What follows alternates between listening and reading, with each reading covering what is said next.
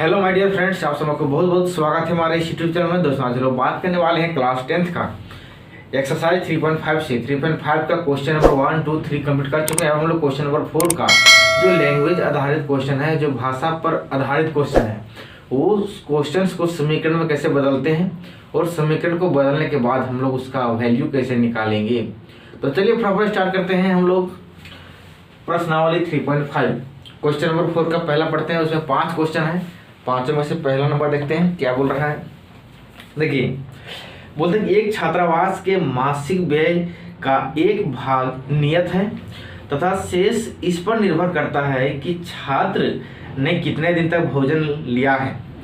जब एक विद्यार्थी ए को जो 20 दिन भोजन करता है, RS 1000 छात्रावास के व्यय के लिए अदा करने पड़ते हैं, जबकि एक विद्यार्थी बी को जो 26 दिन भोजन करता है, छात्रावास के व्यय के लिए 1180 रुपये अदा करने पड़ते हैं। निम्न नियत व्यय और प्रतिदिन के भोजन का मूल्य ज्ञात कीजिए। दोस्तों, कहने का मतलब ये है कि एक छात्रावास है जहाँ पर मतलब बच्चों की रहने का जगह, वहाँ पर वह नियम बनाया गया है कि उस रूम में जो छात्रावास में जो रहने वाले हैं, तो उसको जो रहने का जो किराया है वो फिक्स है। जैसे हम लोग सभी कभी रहते हैं कहीं रूम में, तो वहाँ पर रहने का किराया क्या है, एक फिक्स है। लेकिन हम लोग वहाँ पर एक और नियम वहाँ पर बना हुआ है कि अब जितना दिन खाना खाते हैं, मतलब खाना भी वही खिलाता है छात्रावास। मतलब एक हॉस्टल समझ लीजिए, हॉस्टल में अब जितना दिन खाना खाते हैं वह खाना के लिए क्या अलग से प्राइसेज जोड़ता है। मतलब आप एक महीना में 20 दिन खाए हैं तो 20 दिन का पैसा दीजिए, एक महीना में 25 दिन खाए हैं तो 25 दिन का पैसा दीजिए। और आप रूम की बात करते हैं तो रूम क्या होता है कि जब आप रहने लगते हैं तो आप 1 दिन रहिए या 10 दिन रहिए, पूरा 1 मंथ का रूम क्या होता है आपका किराया ले लेता है। तो उसी तरह से क्वेश्चन बोल रहा है कि एक रूम का जो नियत भाग है वह फिक्स है, नियत भाड़ा ले रहा है, मतलब एक एग्जैक्ट बनाया गया है कि नहीं। अब दूसरा जो क्वेश्चन यहाँ आ रहा है कि जो भोजन करता है, खाता है, उसका अलग से प्राइस लगता है। अब जितना दिन खाइए उतना दिन का प्राइस लगेगा। तो 2 कंडीशन दिया हुआ है, दोनों कंडीशन को हम लोग को यहाँ पर देख करके सॉल्व करना है। पहला कंडीशन बोल रहा है कि उसका मानसिक व्यय मतलब जो कितना होगा। तो हम लोग छात्रावास का देखते हैं कि नियत व्यय क्या रखा था। तो नियत व्यय कुछ होगा, उस रूम का रेंट कुछ होगा और खाना खाने का भी प्राइस कुछ अलग होगा। दोनों तो मिक्स हो नहीं सकता है कि नहीं, क्योंकि खाना प्रतिदिन खा रहा है वह, और रूम तो एक बार जब ले लिया तो वह 1 मंथ के लिए पूरा क्या हो गया, फिक्स हो गया। तो यहाँ पर क्वेश्चन बोलता है पहला नंबर कि छात्रावास वाला। तो हम लोग देखते हैं पहले कि नियत व्यय उसका क्या था। छात्रावास का नियत व्यय क्या था, माना नियत व्यय मतलब नियत मूल्य क्या रखा गया था। तो उसको हम लोग मान लेते हैं कुछ X रुपया। हम लोग को तो पता नहीं कितना रुपया लिया गया है कि नहीं ले रहा है। तो वह जो प्रत्येक मानसिक दर से वह X रुपया अदा करना पड़ता है उस आवास में, छात्रावास में, है कि नहीं। अब खाने की बात हो रहा है तो खाने का तो प्रतिदिन अलग चार्ज लग रहा है। तो प्रतिदिन क्या लग रहा है, भोजन का मूल्य प्रतिदिन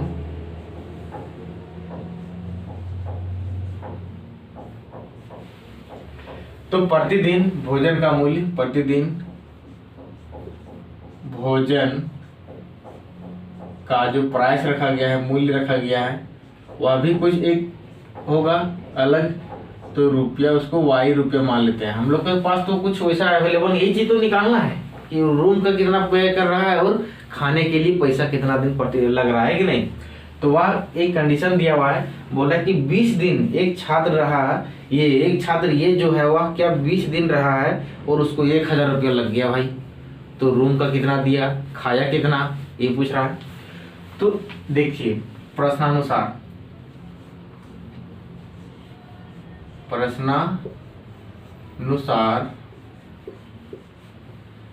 हम लोग देखें। देखिए, अगर मान लीजिए ये रूम और ये खाने का दोनों मिला कर कहीं दिया हुआ 1000 रुपया, ये तो फिक्स है। ये कैसे दिया हुआ, मान लीजिए X रुपया, तो ये फिक्स है। अब क्या कर दिया है कि वह 1 दिन रहा, खाया होगा खाना, तो वह 1 Y देगा, 1 Y रुपया। अगर 2 दिन खाना खाएगा तो 2 Y रुपया। तो यहाँ पर लिखा हुआ है कि वह 20 दिन भोजन क्या है, क्या दिन क्या है, 20 दिन ये विद्यार्थी क्या है, विद्यार्थी ये। तो उसको क्या देना पड़ेगा, x प्लस 20y, यानी कि 20 दिन का 20 गुने y, एक दिन का मान है तो 20 दिन का 20y हो जाएगा। तो ये हमारा टोटल हो गया कितना, 1000 रुपया पे किया था। तो ये हमारा एक रिलेशन निकल के आता है। तो कैसे निकल के आया, कोई इसमें तो दिक्कत नहीं होना चाहिए।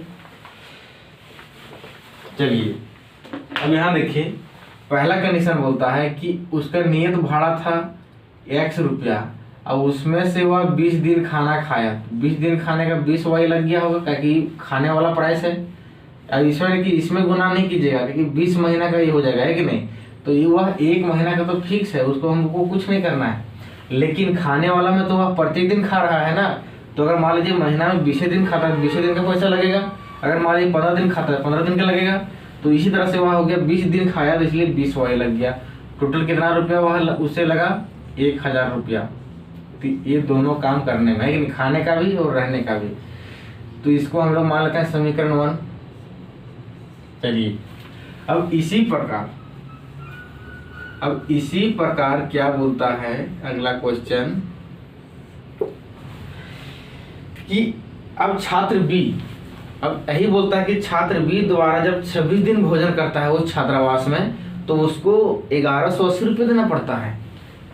तो देखिए वही रूम है। चलिए एक्स चार्ज लगेगा, नियर भाड़ा।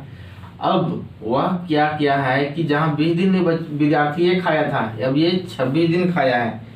तो 26 दिन खाया है तो उसका 26y लग जाएगा। क्या लग जाएगा, 26y इक्वल टू कितना, 1180 रुपया देना पड़ गया। इसका समीकरण 2 निकल गया, मतलब दोनों मिला करके ही ना 1180 रुपया हुआ होगा। तो देखिए अब ये 2 समीकरण मिल गया। कितना आसान तरीके से हम लोग 2 समीकरण निकाल लिए। अब कुछ ज़्यादा लिखने का जरूरत नहीं है, झंझट नहीं करना है, केवल समीकरण को पकड़ना है और उसको लिख देना है। अब हम लोग दोनों समीकरण को सॉल्व करने का तरीका तीन तरीका हम लोग पढ़ चुके हैं। पहला है विलोपन विधि, दूसरा है प्रतिस्थापन विधि, तीसरा क्या विधि, वज्र गुणन विधि जिसे कहते हैं। तो वज्र गुणन विधि हम लोग हाल ही में पढ़े यही चैप्टर में, है कि नहीं। तो आप चाहो यहाँ पर कंडीशन नहीं लिखा रहेगा कि आप कौन सा विधि से बनाइए, तो आपको जो उपयुक्त लगता है उसी मेथड का उपयोग कीजिए। यहाँ पर हम लोग का कोई कंडीशन नहीं दिया है, केवल बोला है कि बताइए कि उसका व्यय नियत व्यय क्या लगा होगा और उसका प्रतिदिन का भोजन का मूल्य क्या रहा होगा। तो हम लोग कोई सा मेथड, जो मेथड सबसे आसान लगे वही मेथड का उपयोग करते हैं, है कि नहीं। देखिए प्रॉपर क्या करते हैं हम लोग को, देखिए यहाँ पर सिमिलर x मिल रहा है और यहाँ पर 20y है, 26y है। तो हम लोग चाहेंगे कि x आराम से काट सकते हैं, कौन सा होता है, विलोपन विधि से, है कि नहीं। विलुप्त कर देते हैं इसको। तो समीकरण 1 और 2 देखिए, अब दोनों जगह प्लस प्लस है तो क्या हो जाएगा, घटाने पर समीकरण 1 तो 2 में से 1 घटाने पर समीकरण दूसरा से पहला को घटा दे रहे हैं। चलिए क्यों घटा, थोड़ा बड़ा है इसलिए उसको ऊपर में लिखेंगे। दूसरा पहले लिखेंगे x प्लस 26y बराबर 1180 हो गया। अब क्या करेंगे, अब इसके नीचे ये लिखेंगे x प्लस 20y बराबर 1000 रुपया। एक चीज और नोटिस करना है कि अगर आप वज्र गुणन विधि द्वारा बनाना चाहते हैं तो आपको ये सभी दोनों टर्म को क्या करना है, अंदर घुसा देना है, ताकि बराबर के इक्वल टू 0 लाना है कि नहीं। तब आपका वज्र गुणन विधि द्वारा बनेगा, नहीं तो ऐसा ही डायरेक्ट नहीं बना दीजिएगा। इसके बाद हम लोग क्या करते हैं, घटा रहे हैं तो साइन परिवर्तन होगा, नीचे वाला माइनस माइनस माइनस कट गया। अगर हम 26 में से 20 चल जाएगा तो 6y बचेगा। चलिए ठीक है। अब 1180 में से 1000 चल जाएगा तो क्या हो जाएगा, 180 ही बचेगा ना। चलिए ठीक है। अब 6y बराबर 180, इसलिए y बराबर क्या हो जाएगा, 180 डिवाइडेड बाय 6, 6 × 18 यानी कि 30 बार में कट जाएगा पूरा। इसलिए y बराबर निकल गया 30। अब हम लोग y का वैल्यू कहाँ पर पुट करेंगे कि आराम से x का वैल्यू निकल जाए, तो कहीं यहाँ पुट कीजिए वहाँ पुट कीजिए। चलिए यहीं पुट करते हैं। समीकरण 1 में y का मान रखने पर समीकरण 1 में y का मान रखने पर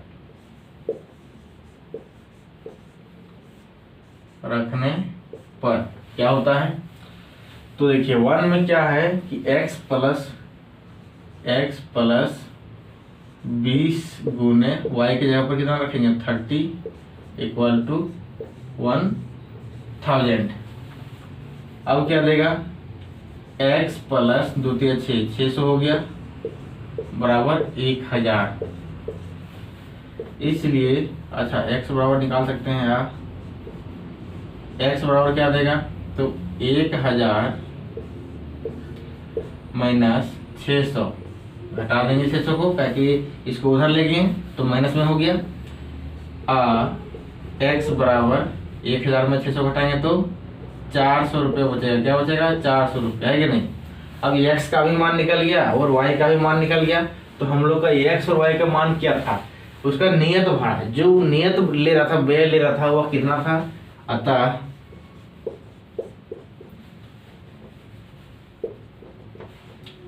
नियत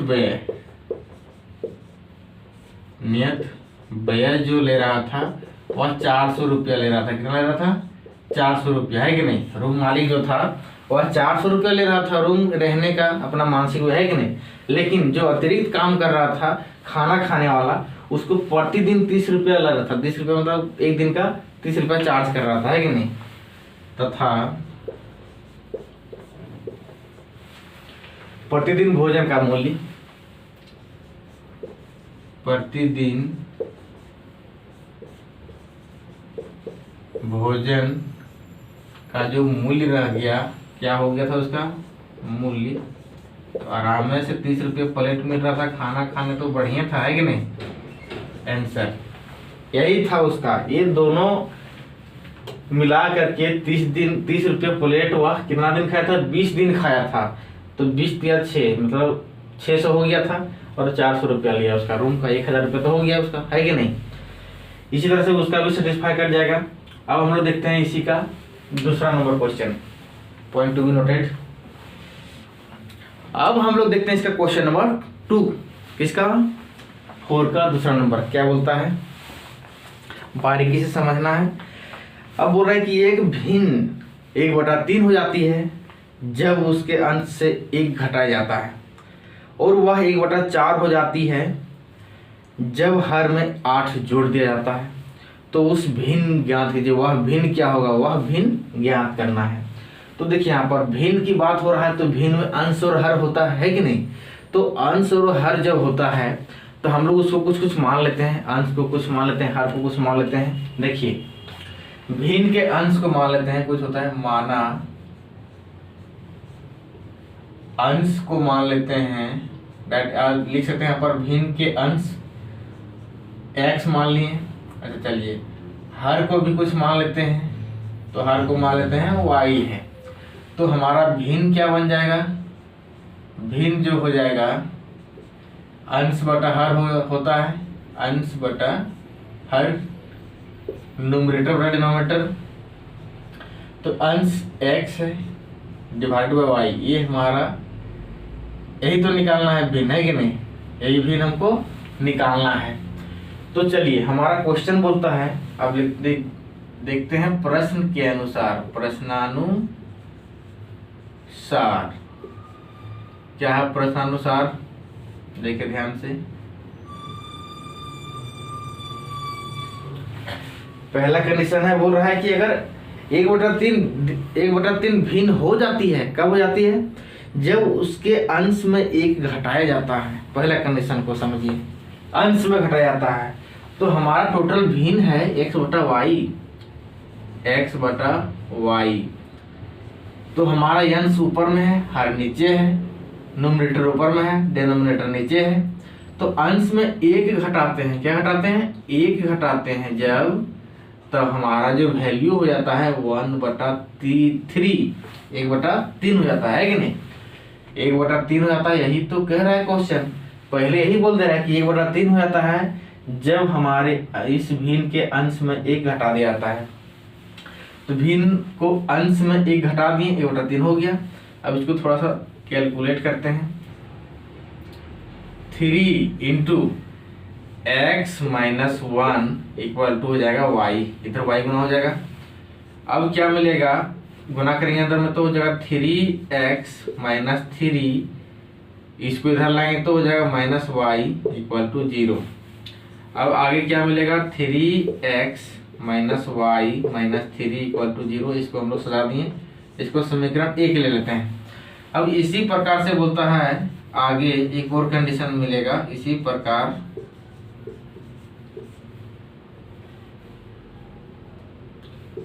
देखिए आगे बोलता है कि अगर आप क्या करते हैं कि हर में 8 जोड़ देते हैं, अगर इसके हर में 8 जोड़ देते हैं भिन्न के हर में, तो हम लोग का जो वैल्यू मिलेगा वह 1/4 मिलता है। क्या मिलता है, 1/4 मिलता है। तो देखिए हमारे पास भिन्न है x बटा वाई, x बटा वाई है।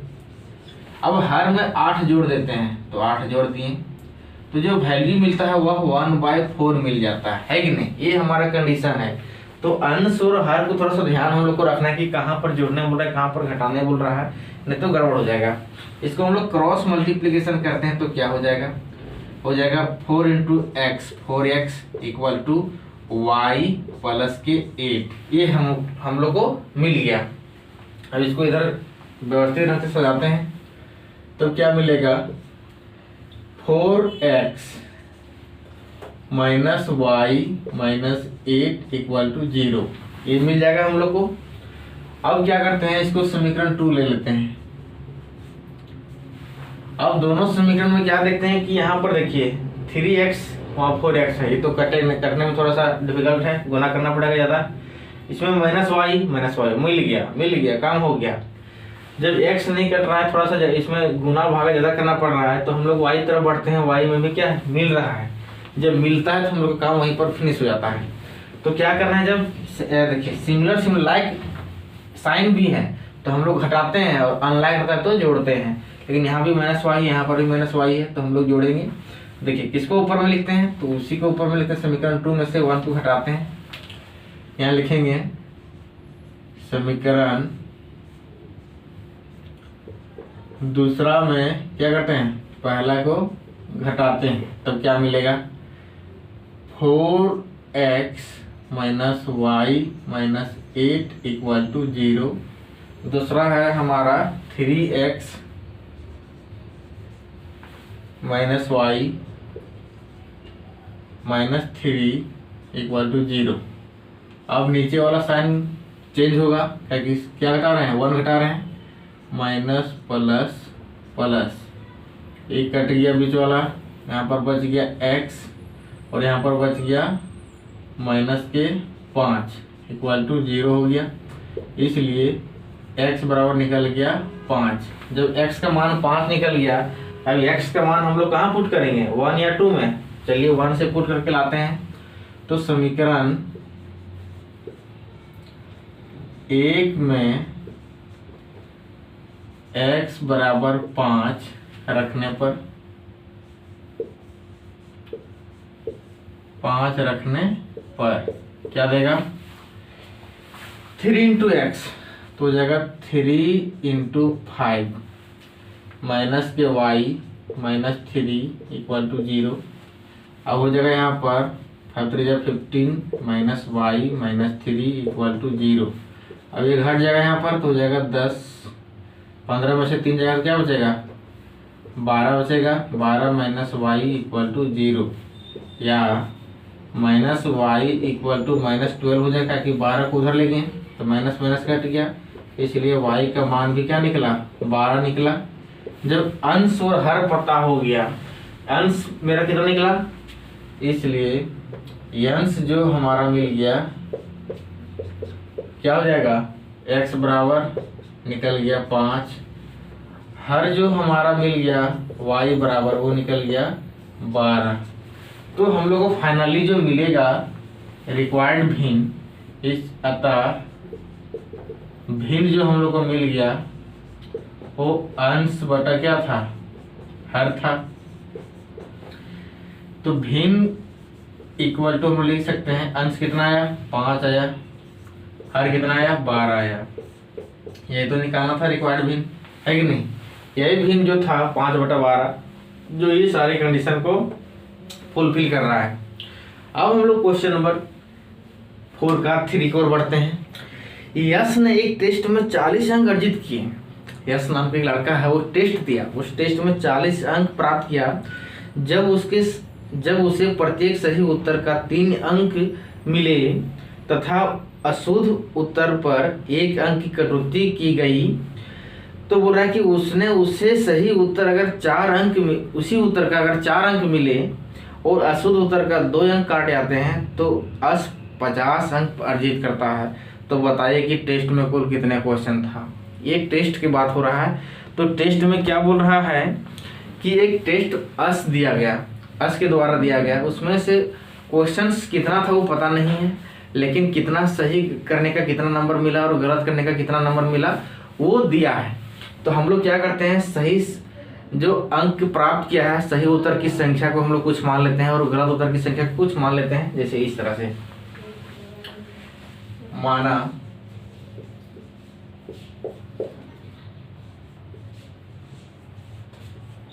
सही उत्तरों की संख्या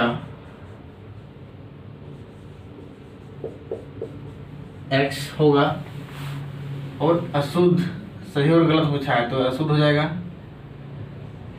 अशुद्ध उत्तरों की संख्या y है। क्या है? y है। अब क्वेश्चन यहाँ पर पूछ रहा है, प्रश्नानुसार लिख देते हैं, प्रश्नानुसार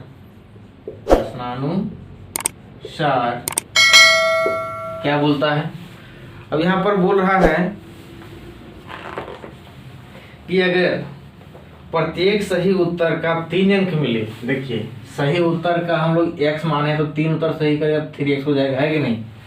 तो अगर मान लीजिए प्रत्येक सही उत्तर का 3 अंक मिले, मान लो एक उत्तर का वहाँ 3 अंक मिलेगा तो क्या हो जाएगा, अगर x उत्तर होगा तो x इंटू 3 हो जाएगा, इतना अंक मिलेगा उसको, है कि नहीं।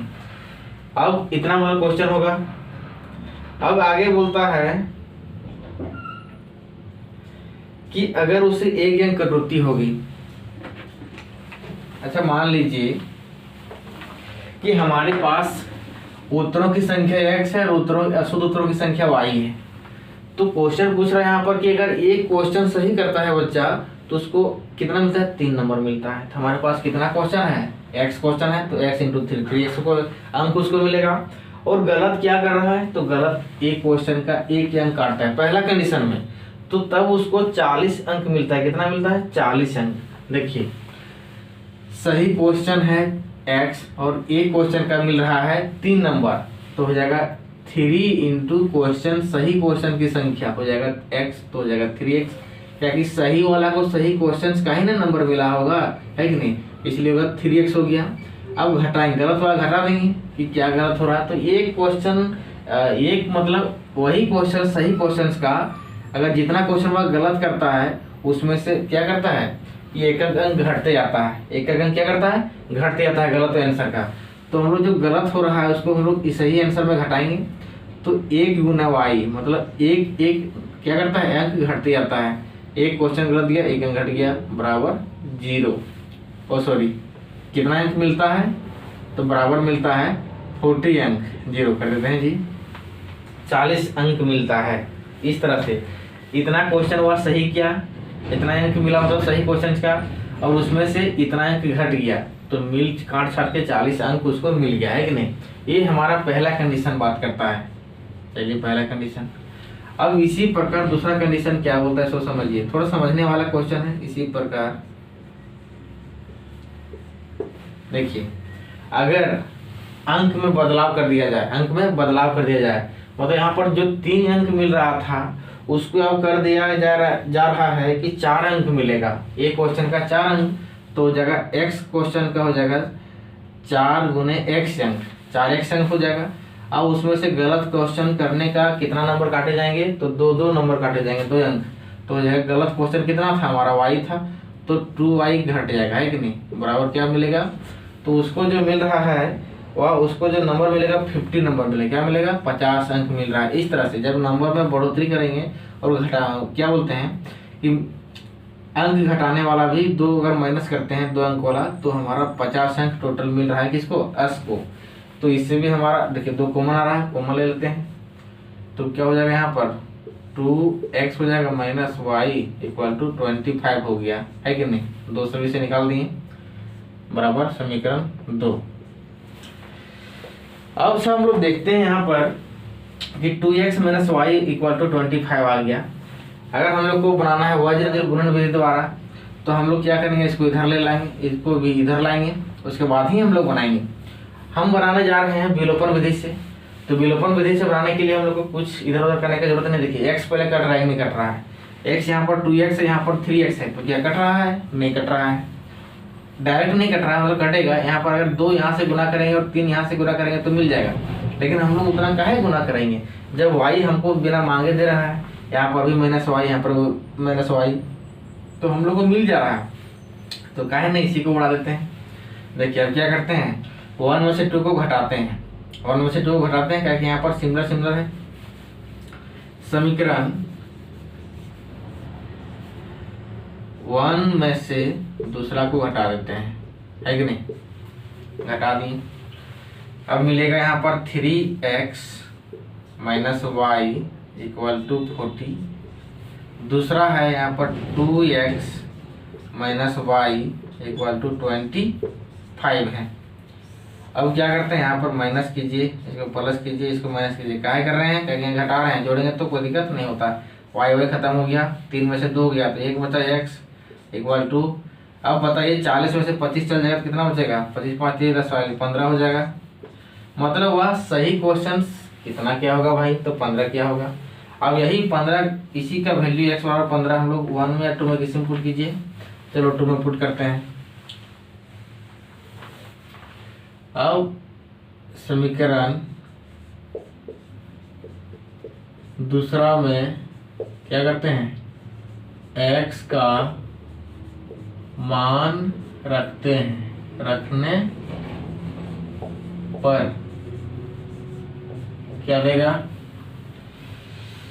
समीकरण 2 में हो जाएगा 2 गुने x के यहाँ पर क्या पुट रहे हैं, 15 पुट कर रहे हैं, तो 15 लिख दिए माइनस वाई इक्वल टू 25, ये हो गया।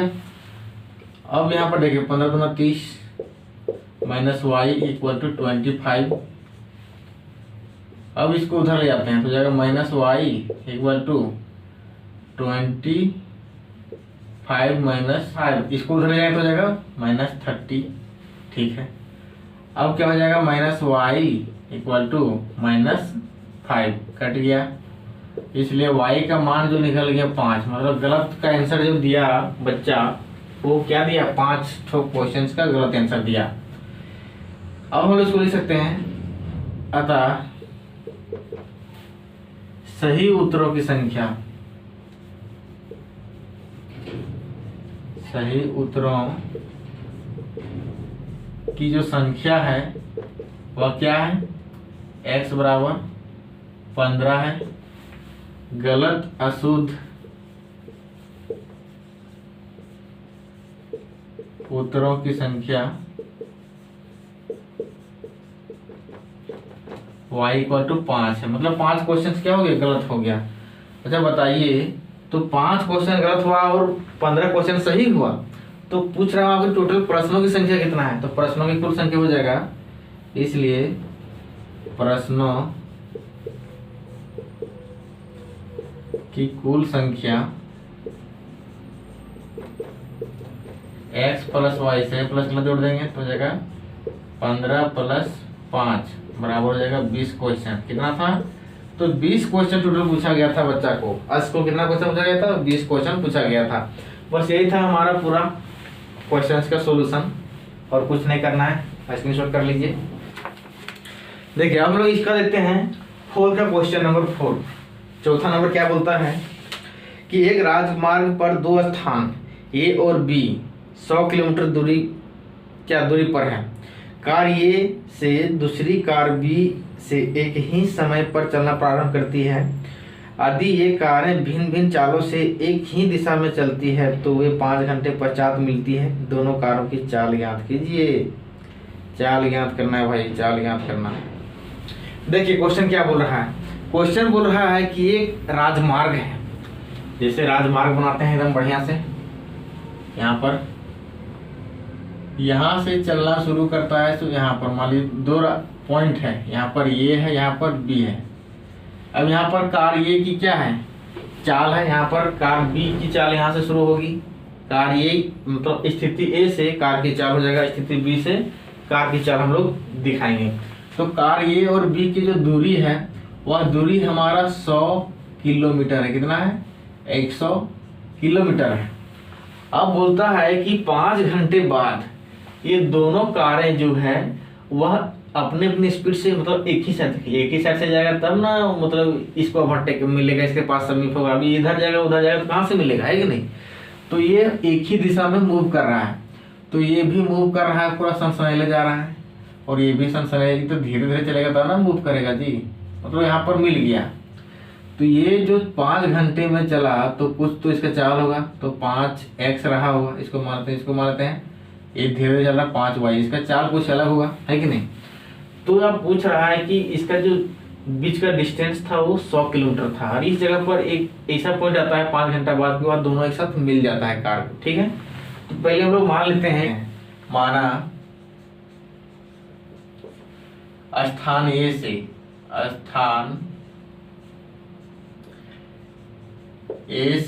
चलने वाली कार की चाल x किलोमीटर प्रति आवर है कि नहीं। अब स्थान B से भी चलने वाली कार की चाल होगा, स्थान B से चलने वाली कार की चाल y किलोमीटर प्रति आवर है कि नहीं, y किलोमीटर प्रति घंटा है। एकदम पूरा अच्छी तरह से समझा रहे हैं कि नहीं। अब 5 घंटे बाद वो तो मिलती है, तो हम लोग वही चीज डिनोट करेंगे, कितना दूरी ये तय किया, कितना दूरी वो तय किया। 5 घंटे बाद, 5 घंटे बाद क्या हो जाता है, कार ए द्वारा तय की गई दूरी, कार ए द्वारा तय दूरी। अच्छा ध्यान दीजिए, जब ये कार ये है वह x किलोमीटर प्रति घंटा, 1 घंटा में क्या है x किलोमीटर चलता है, तो 5 घंटा में कितना चलेगा, 5x चलेगा, तो हो जाएगा 5x उसका किलोमीटर हो जाएगा, है कि नहीं। अब कार B इसी प्रकार से कार B द्वारा तय दूरी कितना धीरे धीरे चल रहा था पता चल जाएगा, है कि नहीं। उसका 5y हो जाएगा किलोमीटर। अब क्वेश्चन यहाँ पूछता है प्रश्नानुसार, अच्छा ध्यान दीजिए कि इसका दूरी था 100 किलोमीटर ओवरटेक, लेकिन ओवरटेक करके उसको हटा दिया, सोचिए, तो इसी रिलेशन निकलता है और एक ही डायरेक्शन में। तो हम लोग क्या करेंगे, तो ये जो कितना स्पीड चला वो कैसे निकालेंगे हम लोग, कि देखो इसमें जो कार ए की जो चाल थी उसमें घटाएंगे कार बी की चाल, तभी पता चलेगा कितना स्पीड से चल रहा था, और देखेंगे 100 किलोमीटर कितना स्पीड से तय किया। देखिए यहाँ पर हो जाएगा 5x कार ए द्वारा तय की गई दूरी, घटाएंगे यहाँ पर क्या, कार बी द्वारा तय की गई दूरी, बराबर कितना का डिफरेंस था, 100 का डिफरेंस था। ये हमारा हो गया पहला कंडीशन। अच्छा इसको हम लोग 5 कॉमन लेंगे तो क्या हो जाएगा, x minus y equal to 5 हो गया 20, मतलब 20 25 100 20 हो गया, समीकरण 1 आ गया। अच्छा बताइए, एक और कंडीशन दिया हुआ है, कंडीशन दिया हुआ है यहाँ पर कि जब कार है सो विपरीत दिशा में मूव करती है, एक दूसरे के विपरीत दिशा में मूव करती है, तो 1 घंटे में मिल जाती है। क्या हो जाती है, 1 घंटे में ही मिल जाती है। तो इसी प्रकार से हम लोग जब 1 घंटा की बात करते हैं, इसी प्रकार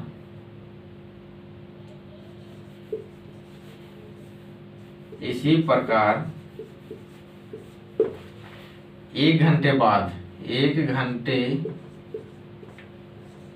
बाद क्या होता है, एक दूसरे के विपरीत, मतलब ये इधर से जा रहा है और ये इधर से जा रहा है, तो वह दोनों 1 घंटा मिल जाता है 100 किलोमीटर, है कि नहीं। तो क्या होता है, 1 घंटे बाद जो कार ए द्वारा तय की गई दूरी क्या हो जाएगा, कार ए द्वारा तय दूरी तो x किलोमीटर ही होगा, है कि नहीं, क्योंकि प्रति घंटा की रास्ता से चल रहा है, तो x किलोमीटर ही होगा। और कार बी द्वारा तय दूरी, कार बी द्वारा तय दूरी y किलोमीटर हो जाएगा। चलिए ठीक है। अब प्रश्न ये कहता है कि दोनों ने मूव किया एक ही अपने साइड, मतलब एक ही डायरेक्शन में, एक दूसरे के विपरीत डायरेक्शन में, मतलब एक इधर से आया एक इधर से आया, मतलब 100 किलोमीटर को अंदर से ही दौड़ रहा है, मतलब जाते कोई 100 किलोमीटर के बाहर नहीं गया, है कि नहीं। तो प्रश्न से दोनों को जोड़ेंगे तो 100 किलोमीटर निकलेगा। हमारा 100 किलोमीटर है, यही मेरा मेन माप है। तो अगर 100 पूछेगा कि 100 किलोमीटर कितना, कौन कौन किधर तय किया, तो ये इधर से तय किया और ये इधर से तय किया, दोनों को जोड़ देंगे तो वह टोटल कितना तय किया, 100 किलोमीटर तय किया था। कब, जब दोनों एक दूसरे के विपरीत में जा रहा है, तो यहाँ से जा रहा है इधर, यहाँ से जा रहा है इधर, तो कितना किलोमीटर का फासला था, 100 किलोमीटर का फासला था, तो 100 किलोमीटर वही ना मूव करेगा। तो हो जाएगा यहाँ पर x दूरी और y दूरी दोनों को जोड़ देंगे तो हो जाएगा हमारा 100 किलोमीटर। क्या हो जाएगा, 100 किलोमीटर हो जाएगा, है कि नहीं। ये हमारा निकल गया समीकरण दूसरा। अच्छा देखिए ध्यान से, इसमें हम लोग क्या करेंगे, किसी को भी देखो x भी कट रहा है y भी कट रहा है, किसको करना चाहते हैं, यहाँ पर देखिए y में जोड़ना पड़ेगा, x में घटाना पड़ेगा, तो हम लोग जोड़ने वाला कर देते हैं, क्या तो झट मारते हैं कि नहीं। इसलिए हो जाएगा यहाँ पर समीकरण 1 और समीकरण 2 को जोड़ने पर लिखेंगे यहाँ पर समीकरण 1 जोड़ समीकरण 2। समीकरण 1 और समीकरण 2 को क्या कर रहे हैं, जोड़ रहे हैं। ज़्यादा लिखने की जरूरत नहीं है यहाँ पर। समीकरण 1 और समीकरण 2 को जोड़ने पर हम लोग शॉर्टकट एकदम पूरा फाइनल क्या बोलते हैं, इसको इस तरह से भी लिख सकते हैं, है कि नहीं। ज़्यादा लिखने का जरूरत में नहीं, समय बचाना है। तो हो जाएगा x minus y equal to 20, दूसरा में है x plus y equal to 100। अब जोड़ रहे हैं तो कोई साइन यहाँ पर चेंज नहीं होगा, हो जाएगा 2x, ये ऑलरेडी अपने आप खत्म हो जाएगा, 120 हो गया, यानी कि x बराबर क्या हो गया, 120 डिवाइडेड बाई 2, 2 1 2, 260, यानी कि 60। क्या हो जाएगा, 60। अभी x का मान निकला है, अभी x का मान निकालने के बाद हम लोग y का मान निकालते हैं। तो कोई भी समीकरण में पुट कर दिए, समीकरण 1 में x का मान रखने पर क्या देगा, x के जगह पर रखेंगे 60, तो 60 देगा माइनस वाई इक्वल टू 20। अब हो जाएगा minus y equal to 20 minus 60, या minus y equal to minus 40, या वाई इक्वल टू क्या है, कट के आ गया 40, वाई के जगह पर क्या आ गया, 40 आ गया, और एक्स के यहाँ पर क्या आया, 60। अब इसके बाद हम कहाँ लिखते हैं, यहाँ पर मिटा के लिए में क्या, यहाँ पर यहाँ लिखते हैं, अतः कार ए की चाल, जिसको x लिए थे, x किलोमीटर प्रति घंटा, तो वो हो जा रहा है हमारा x क्या निकला, 60, यानी कि 60 किलोमीटर प्रति घंटा हो गया। कार B जो है, कार B की चाल y क्या है, 40 किलोमीटर प्रति घंटा। ये तो निकल गया क्वेश्चन का आंसर, है कि नहीं। अब हम लोग बनाते हैं इसका 5 number point to be noted. तो दोस्तों हम लोग देखते हैं क्वेश्चन नंबर 4 का 5 नंबर। क्वेश्चन नंबर 4 का 5 नंबर में क्या बोल रहा है कि एक आयत का क्षेत्रफल 9 वर्ग इकाई कम हो जाता है कब? यदि उसकी लंबाई 5 इकाई कम कर दी जाती है और चौड़ाई 3 इकाई बढ़ा देते हैं। तो हम लोग सबसे पहले देखते हैं कि एक बनाते हैं आयत।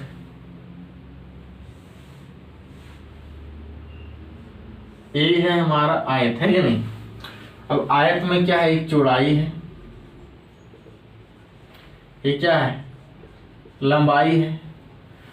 अब हम लोग क्या करते हैं, सबसे पहले मान लेते हैं, माना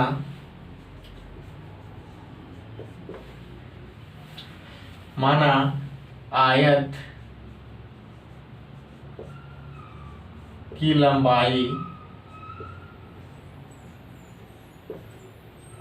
x है और इसी का चौड़ाई जो है y है। अब क्वेश्चन यहाँ पर जैसे से पूछेगा वैसे से हम लोग निकालेंगे। सबसे पहले हम लोग देखते हैं कि इसका इनिशियल क्षेत्रफल, जब चौड़ाई मेरा है y और लंबाई मेरा है x, तब क्षेत्रफल क्या रहेगा? x इंटू वाई रहेगा, लंबाई इंटू चौड़ाई, है कि नहीं? तो इसको हम लोग मान लेंगे कि आयत का जो क्षेत्रफल हो गया, आयत का क्षेत्रफल वो हो गया x इंटू वाई, हो गया। अब हम लोग क्या करते हैं कि देखते हैं कि इसमें क्या क्या प्रोसेस अप्लाई है, किसको किसको माइनस कर रहा है क्षेत्रफल में, किसको किसको प्लस कर रहा है, तब क्षेत्रफल में क्या प्रभाव पड़ता है। जो भी पड़ेगा क्षेत्रफल पड़ेगा। अगर हम लंबाई बढ़ाएंगे तो क्षेत्रफल भी बढ़ेगा, लंबाई घटाएंगे क्षेत्रफल घटेगा। मतलब इसमें भुजा को अगर बढ़ाएंगे घटाएंगे तो क्षेत्रफल पर मेरा प्रभाव पड़ना ही पड़ना है कि नहीं। देखते हैं क्या प्रोसेस है और क्या क्या करने बोल रहा है प्रश्नानुसार। यहाँ पर बोलता है, पहला कंडीशन दिया हुआ है, बोला है कि आप लंबाई में 5 इकाई कम कर दीजिए, इसमें 5 घटा दीजिए और इसमें क्या कर दीजिए, उसमें 3 बढ़ा दीजिए, 3 बढ़ा दीजिए, 3 बढ़ा दिए, तब क्षेत्रफल में मेरा 9 इकाई वर्ग इकाई घट जाता है। देखिए क्षेत्रफल की बात कर रहे हैं, इस क्षेत्रफल में घटा रहे हैं। तो देखिए x मेरा कितना है, x मेरा ये लंबाई था उसमें हम 5 घटा रहे हैं, तो x माइनस 5 घटा रहे हैं और चौड़ाई में जो मेरा y था उसमें हम लोग 3 जोड़ रहे हैं, y प्लस 3, तब हमारा क्षेत्रफल में क्या आ रहा है, क्षेत्रफल में आ रहा है x इंटू वाई माइनस 9। क्यों 9 हुआ? क्योंकि वह 9 वर्ग इकाई घट जाता है। ये हमारा क्वेश्चन साफ साफ बोल रहा है कि नहीं। इसको तोड़ते हैं हम लोग, क्या मिलेगा, x into y, x y हो जाएगा यहाँ पर प्लस 3x, इसको इससे गुना करिए तो हो जाएगा यहाँ पर minus 5y minus 15 equal to xy minus 9। ये हो गया, है कि नहीं। अब ध्यान दीजिए, 5×15, ठीक।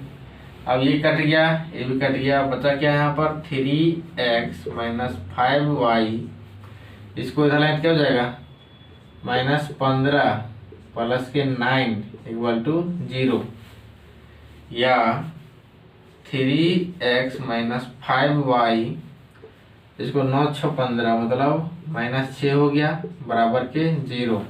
ये हो गया। इसको समीकरण 1 मान लेते हैं। अब इसी प्रकार एक और कंडीशन अप्लाई कर रहा है, इसी प्रकार, तो उस कंडीशन को सबसे पहले हम लोग देखते हैं कि क्या कंडीशन है भाई। तो कंडीशन है दूसरा में कि यदि हम लंबाई को 3 इकाई, लंबाई को क्या करते हैं 3 इकाई बढ़ा देते हैं और चौड़ाई को क्या कर रहे हैं 2 इकाई बढ़ा देते हैं, प्लस 2 इकाई, तब हमारा क्षेत्रफल में क्या प्रभाव पड़ता है, 67 वर्ग इकाई बढ़ जाता है, 67 वर्ग इकाई बढ़ जाता है। हमारा क्वेश्चन बोल रहा है। तो हम लोग कहाँ क्या करेंगे, देखिए ध्यान से, ये हमारा एरिया में ही प्रभाव पड़ता है, इसलिए एरिया x था मेरा लंबाई, तो हो जाएगा यहाँ पर x प्लस के 3 और गुना y क्या है भाई, y में देखिए प्लस 2 कर दिए, तो ये क्षेत्रफल में इंक्रीमेंट हुआ, तो हमारा इनिशियल क्षेत्रफल में क्या हो रहा है, तो हमारा हो जाएगा x इंटू वाई इनिशियल है, उसमें क्या बढ़ गया प्लस 67 बढ़ गया। अब हम लोग क्या करेंगे, तोड़ेंगे इसको, तो x इंटू वाई हो गया, फिर यहाँ पर 2x हो जाएगा, फिर यहाँ पर प्लस 3y हो जाएगा, प्लस हो जाएगा 6 हो गया बराबर xy प्लस 67। अब एक्स वाई कट गया, उसके बाद क्या बचा यहाँ पर 2x प्लस 3y प्लस 6, इसको इधर लाएंगे तो हो जाएगा -67 हो जाएगा बराबर 0। अब यहाँ पर 2x मिल गया प्लस में 3y, यहाँ पर -61 हो गया है बराबर 0। ये हमारा समीकरण 2 मिल गया है कि नहीं। अब ध्यान दीजिए यहाँ पर हम लोग डायरेक्ट क्या करें, 2x है यहाँ पर 3x है, यहाँ पर 3y है, यहाँ पर -5y है, यहाँ पर -61 है, यहाँ पर 6 है। ये दोनों अलग अलग है, यहाँ पर दोनों अलग अलग है।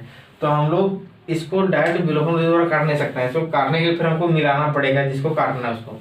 तो हम लोग क्या करते हैं, एक लास्ट में वज्र गुणन विधि द्वारा बना रखते हैं, है कि नहीं। चैप्टर के एंड हो जाएगा उसके बाद इसका। तो देखिए हम लोग इसको मिटाते हैं। तो वज्र गुणन विधि द्वारा बनाने से पहले हम लोग a1 b1 c1 छांट लेते हैं क्या क्या है। समीकरण 1 से a1 b1 निकलेगा। तो यहाँ पर देखिए a1 हमारा है यहाँ पर 3 है,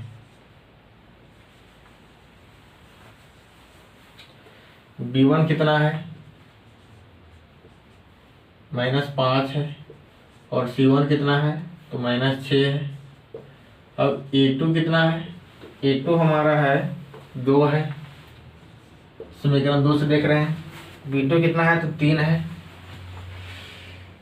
b2 3 है, और c2 कितना है तो -61 है। अब हम लोग का मिल गया, सभी का वैल्यू निकाल लिए जो हम लोग यहाँ पर प्रयोग करेंगे फॉर्मूला में।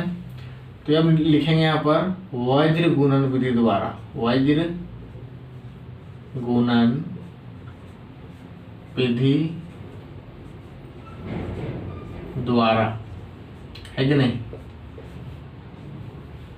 अब क्या करते हैं, अगर फॉर्मूला भूल गए हैं तो फिर से देखिए ट्रिक के साथ।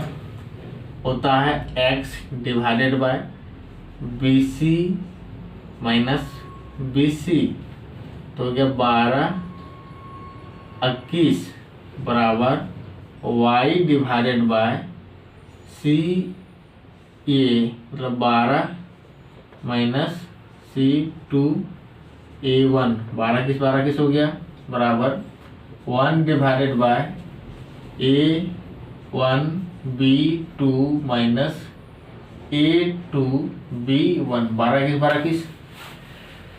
अब हम लोग सबका वैल्यू पुट कर देते हैं यहाँ पर। तो क्या हो जाएगा x divided by b1, b1 कहाँ पर है -5 है, -5 लिख देते हैं यहाँ पर।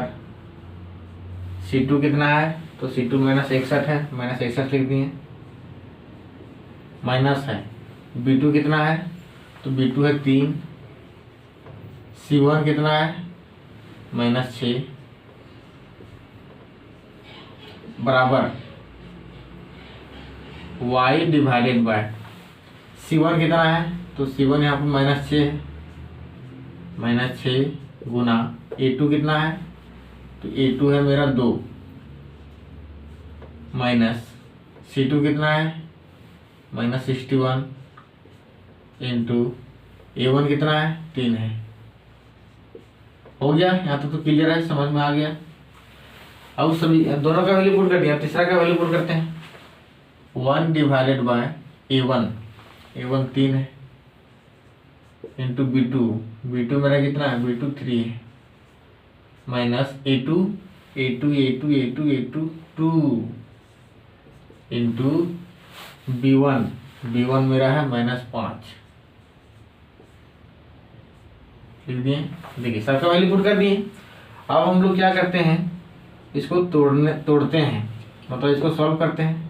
तो x डिवाइडेड बाय 61 इंटू 5 क्या हो जाएगा, 5 एकम 5 माइनस माइनस प्लस हो जाएगा, 5 हो गया, 6 5 30 हो गया, कट गया है कि नहीं, माइनस माइनस कट गया, प्लस हो गया, और यहाँ पर 61 5 6 5 30 और 1 5 हो गया 305, माइनस माइनस माइनस प्लस हो गया 6 18 बराबर y डिवाइडेड बाय 6 दूना 12 माइनस 12 हो गया, प्लस 3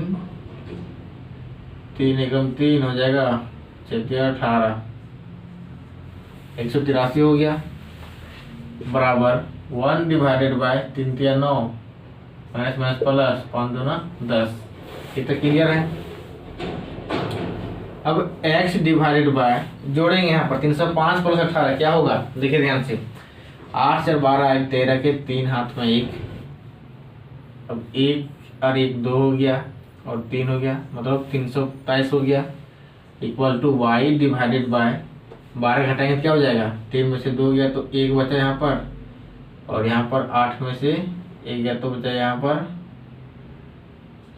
7 बचेगा, और 171 बचेगा, बराबर 1/19, ये हो गया। अब ये तीनों आपस में बराबर हो गया, हम लोग क्या करते हैं, इसके बराबर इसको लेते हैं, इसके बराबर इसको लेते हैं, हो जाएगा यहाँ पर। इसलिए x डिवाइडेड बाय 3 2 3 पावर 1/19 हो गया, और y डिवाइडेड बाय 171 1/19 ये हो गया। अब हम लोग x निकालें, क्या हो जाएगा, x बराबर इसको उधर गुना करेंगे तो हो जाएगा 323 डिवाइडेड बाय 19 हो गया, और y के लिए y बराबर हो जाएगा 171 बटा में 19। अब काटिए इसको, 19 एकम 19, 19 सते 33 से 19, हाँ, इसलिए हो जाएगा x बराबर इसको काटेंगे तो हो जाएगा 19 एकम 19, यहाँ पर बचेगा 13 20, हाँ 13 133 हो जाएगा, 33 से 17 हो जाएगा। उसके बाद हो जाएगा y बराबर इसको काटेंगे तो 19 एकम 19 9 71 से 190 है कि नहीं, तो y का वैल्यू 9 आ गया। चलिए अब आयत की जो हम लोग का x और y का मान निकल गया, यही तो निकालना था। अतः आयत की जो लंबाई था x था वह 17 था, क्या था, 17 यूनिट था, और दूसरा में है y का मान जो निकला वो चौड़ाई निकला। आयत की चौड़ाई जो हम लोग का मिल गया, y का वैल्यू वह 9 मिला, है कि नहीं।